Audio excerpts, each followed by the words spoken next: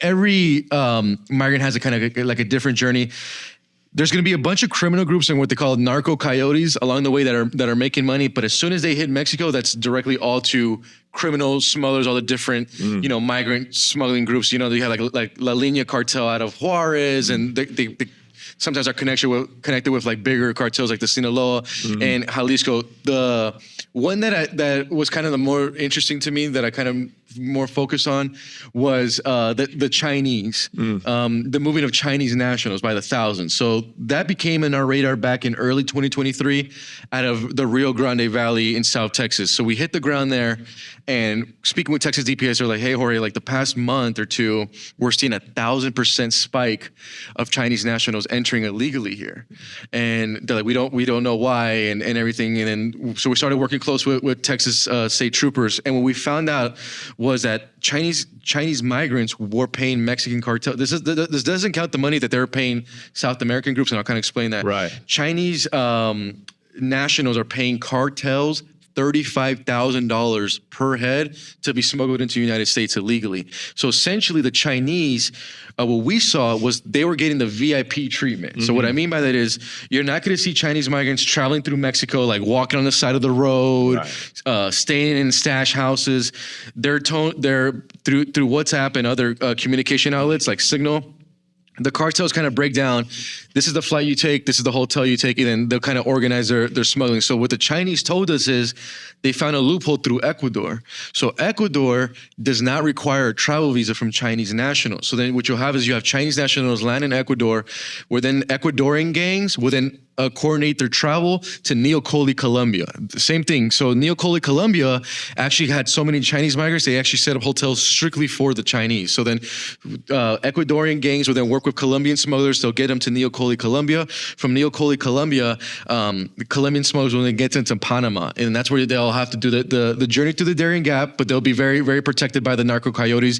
Essentially, the communication goes to the narco coyotes like, Chinese nationals don't touch, like don't mess with them. As soon as they cross, I believe they reach like Guatemala, Nicaragua and then they'll take a flight into Mexico.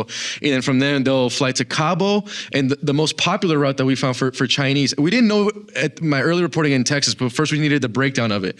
The most popular route for Chinese was to get to Cabo. And then from Cabo, they would take a flight to Tijuana. From Tijuana, criminal smugglers would like literally meet them at the airport, and they would guide them an hour out of TJ in an area called Tecate, and then they'll cross on the American side is Chacumba Hot Springs. So we started running into them. And how do they get crossed when they get to Tecate? So essentially, they're taking in like vehicles, unmarked cars by smugglers, and then they'll be just driven out. The part that we don't know here is because there's no Mexican law enforcement in the area, so it could be two things. It could be obviously they're paid off and told to stay away.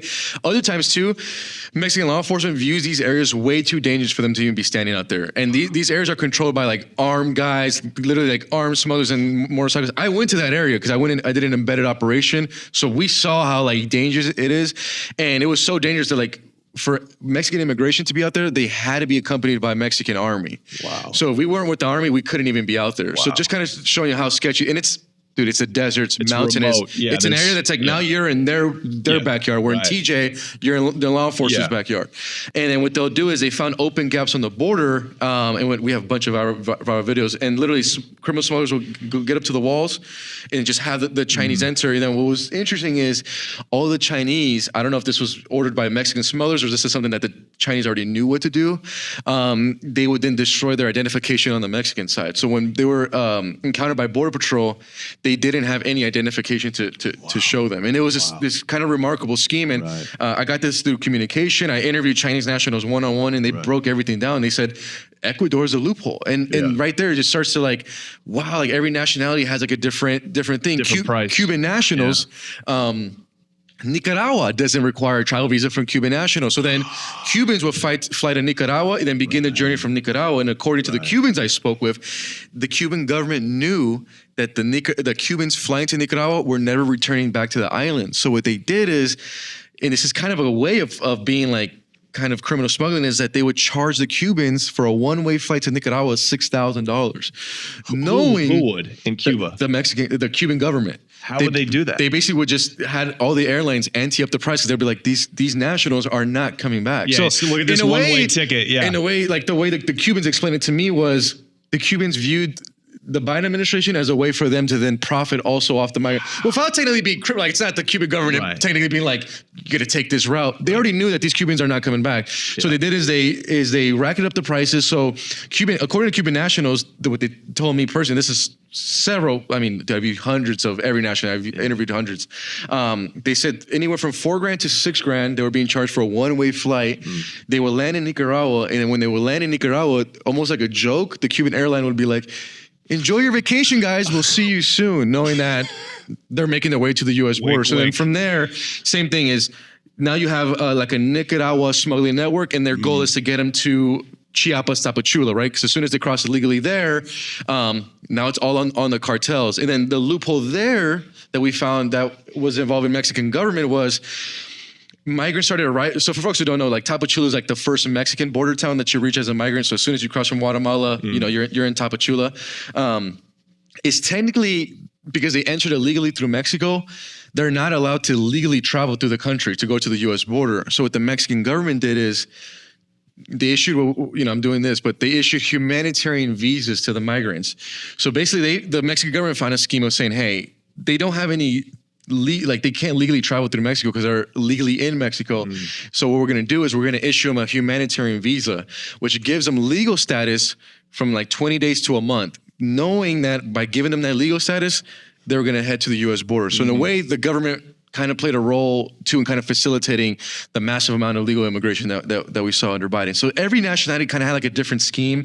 For me, I was always fascinated with the Chinese because they're, you know, they view us as an adversary. Right. They were just destroying their documents, which was like fascinating to me. Just like to go on the border and see them all burned down. Wow. And then seeing that, then like the funny thing is like seeing border patrol agents, like they couldn't communicate with them. So it's like, we don't know who they are.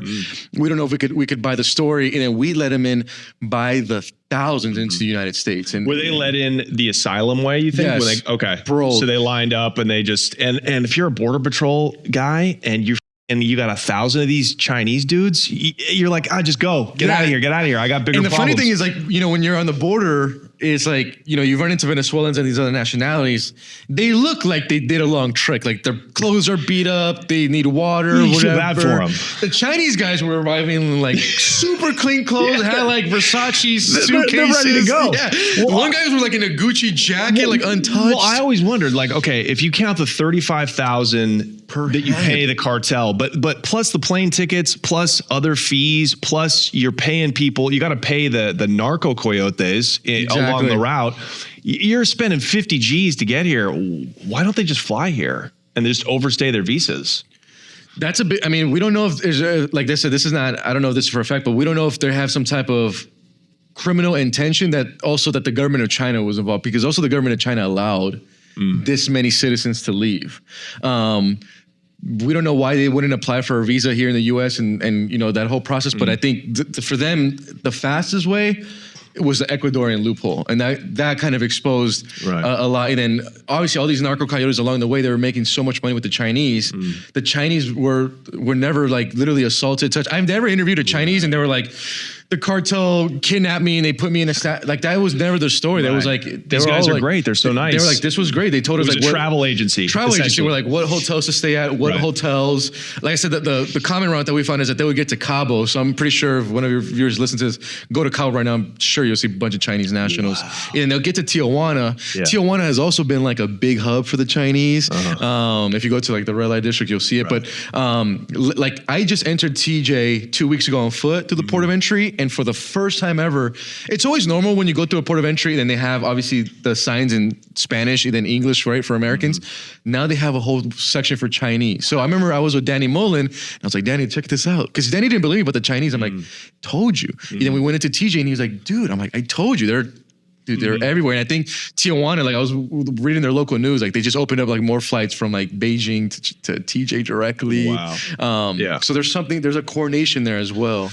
So it sounds like on the West Coast, getting across, dealing with the cartel is pretty much nice and cozy because the price points are so high to get smuggled. The more money there is, the safer it's going to be. But on the East Coast, like, who are the ones getting assaulted and extorted by, Cartel del Golfo? I assume those are the migrants that are not paying a high price, right? So Cubans, Venezuelans, migrants from Central American countries, South America, those were the migrants that you were hearing more of those stories. And a lot of the folks from like what we call special interests, so like Middle East, Asia, they were paying top dollar. Now, some of those folks still found themselves in some hairy situations. Like I said, the Russians particularly.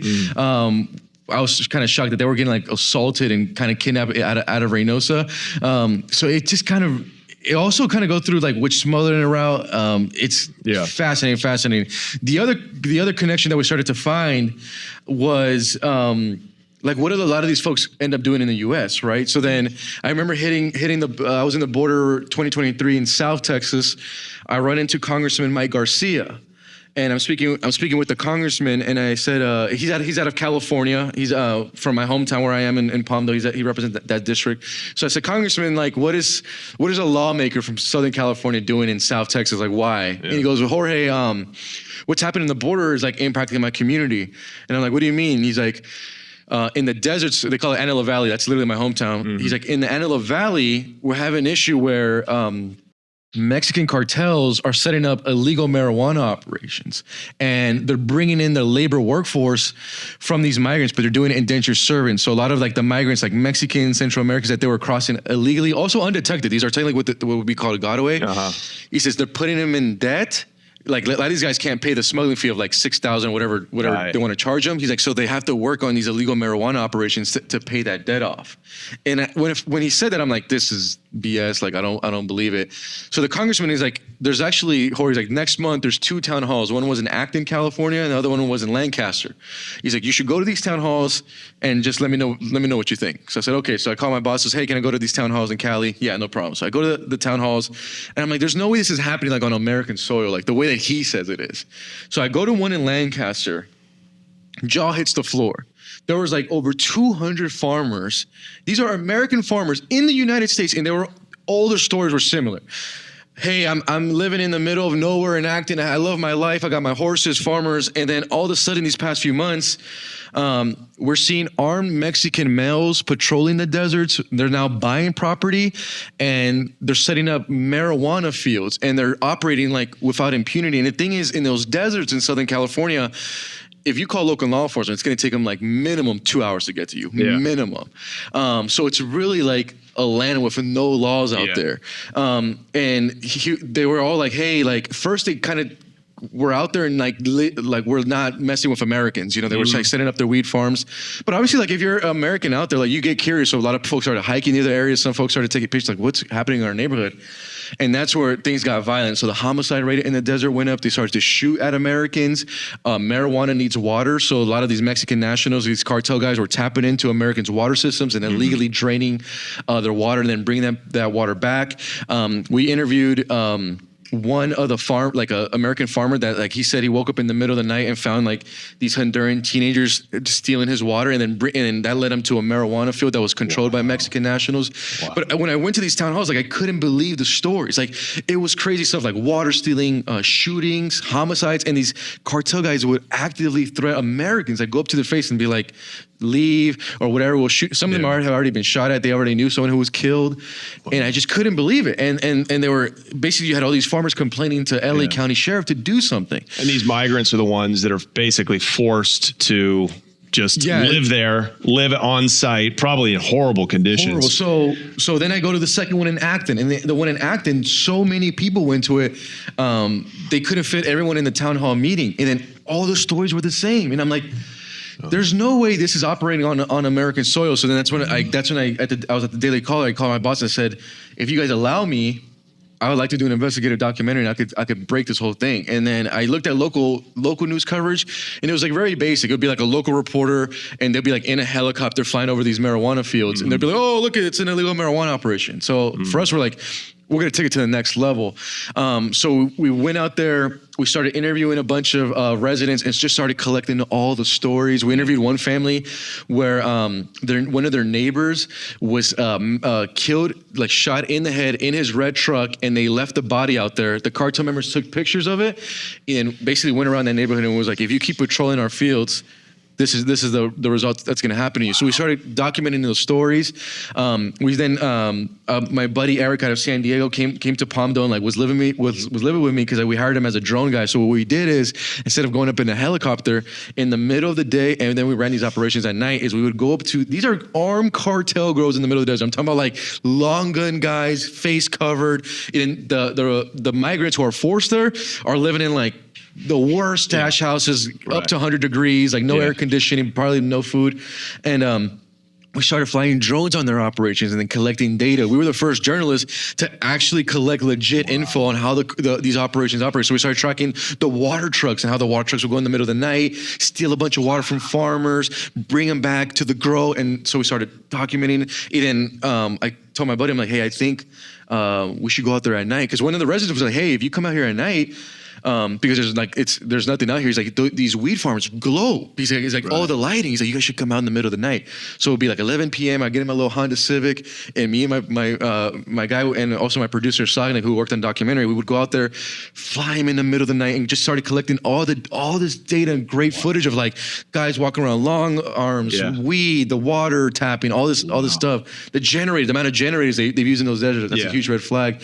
And the one that always surprised me was we were on the county line of LA County and San Bernardino County. So for my Cali folks, you guys know desert area.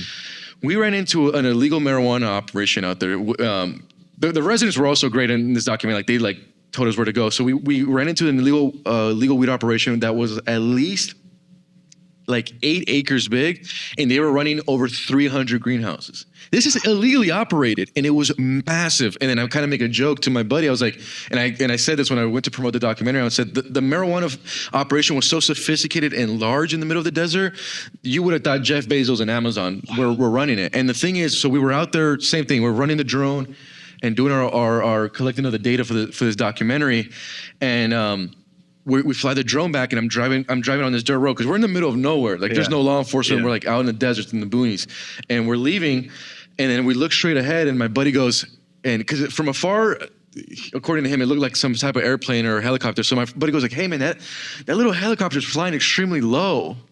And I looked at him, I'm like, huh? And I look back, I'm like, oh no. He's like, the drone came from the marijuana operation. So the Mexican guy sent a drone and then collected my license plate number, then followed my car out. Wow.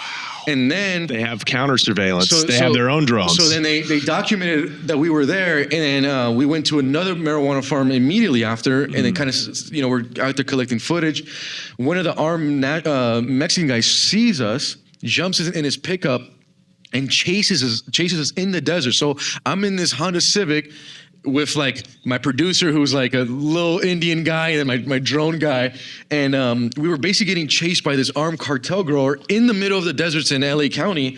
And the only thing that saved us is that as soon as I hit the highway, a lot of commercials actually film out in the deserts because they can have all that space to do crazy stuff. Yeah. So there was a commercial being filmed, and anytime there's a commercial being filmed, they have cops blocking off the road. So we like immediately beelined it to the cop, like did a crazy U-turn, and then like, hey, we're sorry, we're getting chased by like a armed grower. So the cop was like, just stay right here. We could use some cops over here, bro.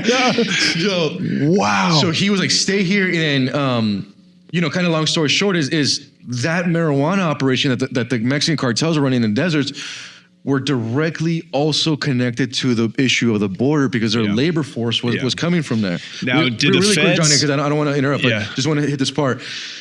Up to that point, we were only seeing Mexicans, nationals, and then we did a ride along with San Bernardino County because they started doing raids on these grows.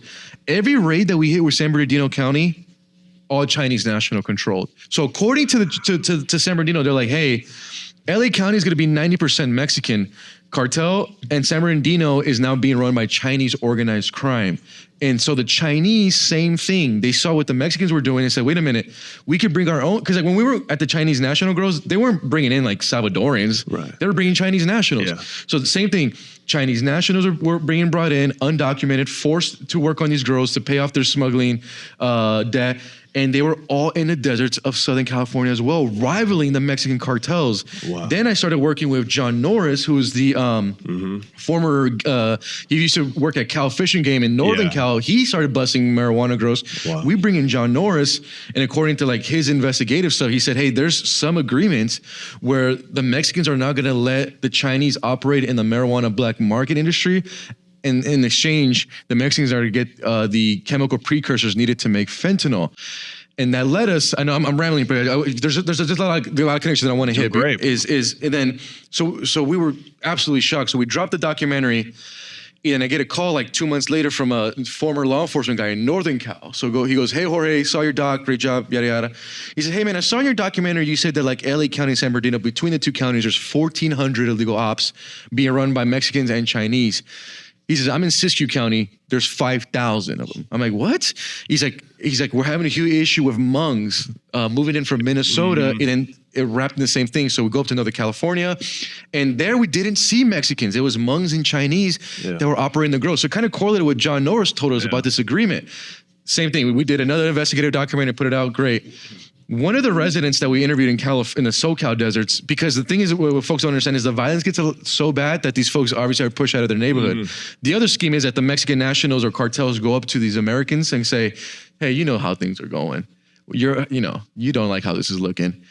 Sally B and then moved, John Smith moved. Your house right now in the market's worth $150. We'll give you $250 cash now. Leave by the first, because they wanted that house too.